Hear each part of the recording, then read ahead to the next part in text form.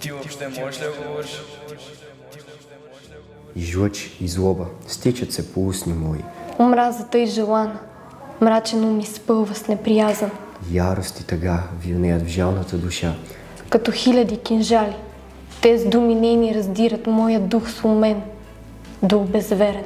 Вместо мои мечти и мисли, като жар незамарена да угасват, те с пламък Прометеев ярко облясват. Не надежда и смирение дойде от таз промяна.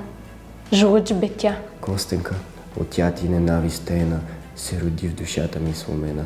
Сърце пламтяло за подкрепа и утеха. Сега пламти в омраза проклета. Аз съм тих, дисциплиниран в училище. Не съм груб с никого, но омразата от останалите се усеща. Я се усмихни, придружено със смях и подигравки за кривите ми зъби. Седеше едно момче до мен и ме питаше: добре, не може ли просто да си сложиш брекети?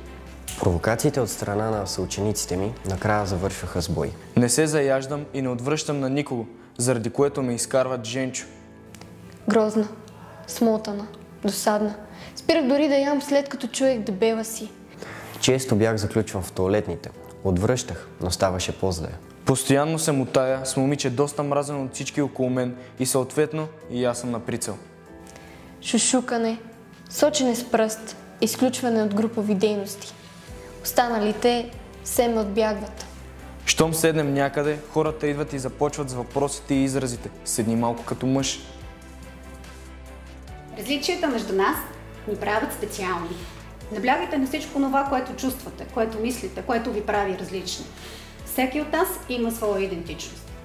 Спортувайте, за да впечатлите приятел, приятелка, родители, роднини. Не спортувайте, за да се налагате физически, психически над неумеещи спорта, който практикувате. Не унижавайте, за да изпъкнете. Бъдете по-добри и ще видите колко прекрасно ще се отрази и на вас. Всеки човек притежава различна ДНК, в която е кодиран генетичния код. Информацията в него ни програмира как да живеем, как да се развиваме, как да се възпроизвеждаме.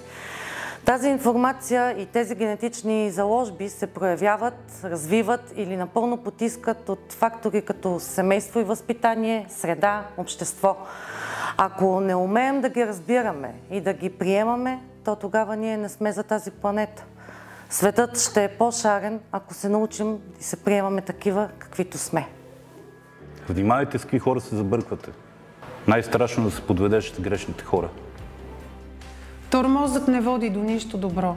Споделяйте, за да бъде спрян на време. Последствията могат да бъдат опустошителни. Не искам в зловеща злоба, като свежда тлея, а да заспя, като облак да се рея. Омразата от мен тайна не отведе никъде моята нищожна епопея. Плод на моя труд не бяха ябълки изящни, гроздове, горчиви, бледо-сиви, се родиха от моите мисли красиви. А вместо за море от трупове да фантазирам, в поляни пишни ще да се намирам. Ярост и тъга вилняли в жалната душа, сега навяват спомени за морната съдба. Човек от ядове разкъсван бях, но неща аз вече в мрачна морда чезна.